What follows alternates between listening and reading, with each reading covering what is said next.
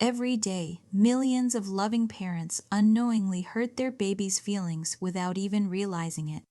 You wake up early for them, you feed them, you protect them from every danger, and you stay up all night when they are sick. Yet something invisible is still missing. The truth is, babies are not just physical beings who need milk and sleep, they are deeply emotional beings from the very first day of life. And this video will show you 10 silent things both mothers and fathers do every single day that slowly damage their baby's emotional world without knowing it. Imagine a baby lying in their crib, looking upward with wide and searching eyes, waiting for someone to simply look back at them. The mother is sitting right there, but her mind is somewhere else, lost in exhaustion, in worry, in the endless noise of daily life. The father comes home from a long day, sits beside his child, but his eyes are on his phone and his mind is still at the office. Both parents are physically present in the same room, but emotionally they are miles away, and the baby feels every bit of that distance, not in words, but deep inside their developing nervous system. Here is something science has confirmed, but most parents have never been told. The first 3 years of a child's life are not just years, they are the architecture of the brain. Every experience during this period is building a foundation, and every response from a parent is the cement that holds it together. The baby's brain is constantly asking 3 silent questions. Is this world safe? Are these people reliable? Do I matter? And every small action from both the mother and the father is answering those questions again and again, whether you are aware of it or not. When a baby cries, they are not simply making noise, they are sending out a signal for connection, comfort, and safety. When a father assumes the mother will handle it, or when the mother delays because she is busy, the baby does not understand the reason for the wait. They only feel the uncertainty of whether their signal will be answered. One delayed response means nothing, but a repeated pattern of unanswered cries teaches the baby's brain something dangerous, that reaching out for help may not always bring comfort, and that quiet lesson shapes how they connect with people for years to come. There is a difference between being in the room and being truly present, and a baby can feel that difference more clearly than most adults realize. A father sitting beside his baby while scrolling through his phone, or a mother nursing her child while her eyes are fixed on a screen, sends a silent message to the baby's developing brain: you are not worth my full attention right now. Babies need eye contact, soft expressions, and genuine engagement because for them, attention is not just a nice thing. It is how they experience love. A baby's nervous system is extraordinarily sensitive to the emotional energy in their environment, which means they do not need harsh words directed at them to feel unsafe. When a father comes home carrying tension in his voice and sharpness in his movements, or when a mother's frustration fills the room, even without a single word spoken to the child, the baby absorbs all of it. Their tiny body registers the stress. Their cortisol levels rise, and their brain begins associating home, the one place that should feel safest, with a sense of danger and unpredictability. Every time a baby smiles, makes a sound, reaches out their small hand, or tries to catch your eye, they are not doing something random. They are attempting to communicate and connect with you. When a mother's too distracted to smile back, or when a father does not respond to his baby's sounds and gestures, the baby does not get angry or demand attention. They simply begin to withdraw.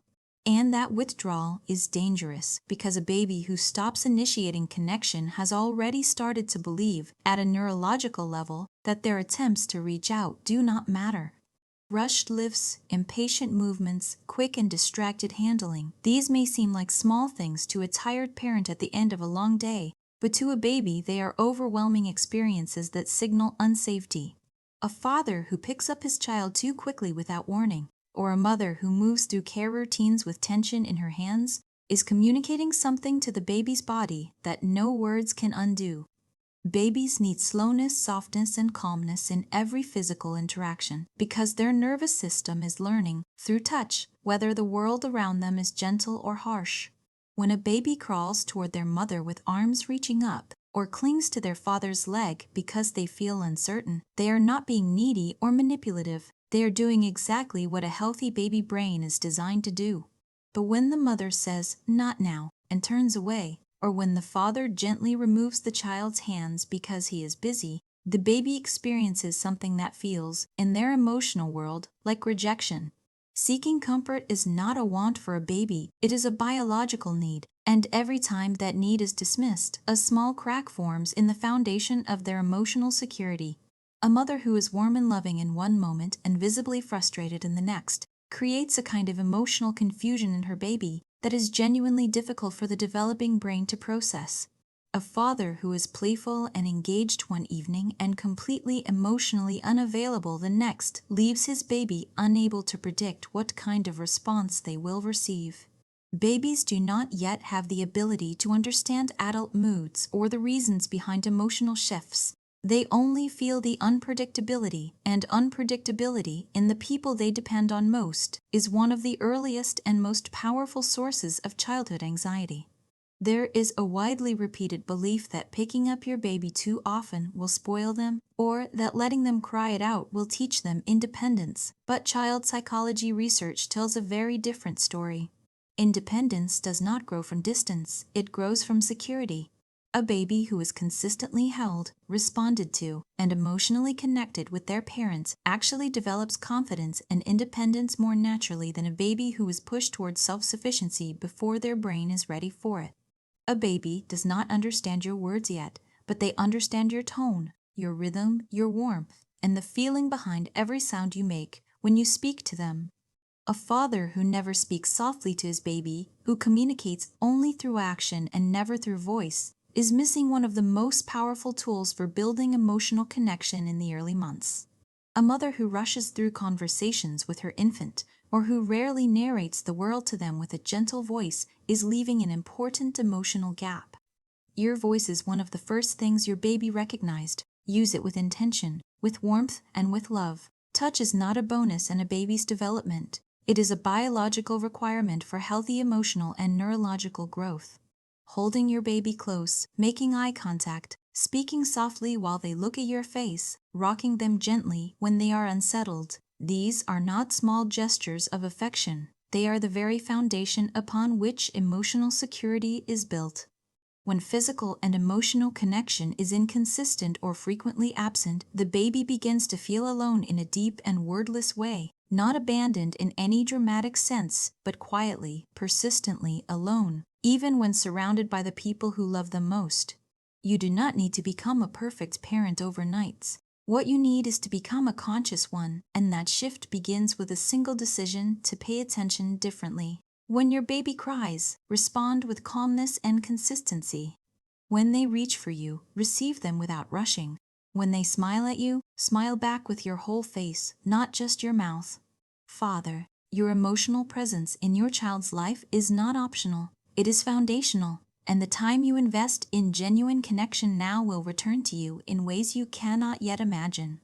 Mother, your softness is not weakness. It is the architecture of your baby's sense of safety, and every gentle moment you offer is building something that will last far longer than childhood. One day your baby will grow up. They will speak, they will think, they will build a life of their own.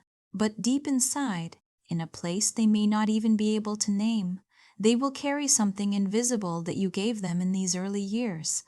Not the toys, not the clothes, not the carefully documented milestones, but a feeling. The feeling of being seen when they looked up. The feeling of being held when they reached out. The feeling of being loved not for what they did, but simply for who they were. That feeling is your legacy as a parent, and it begins not with grand gestures or perfect decisions, but with how fully you show up in the smallest, quietest, most ordinary moments of your baby's life. So show up, stay present, and connect deeply, because your baby is not just growing, they are becoming, and you are the most important part of that story.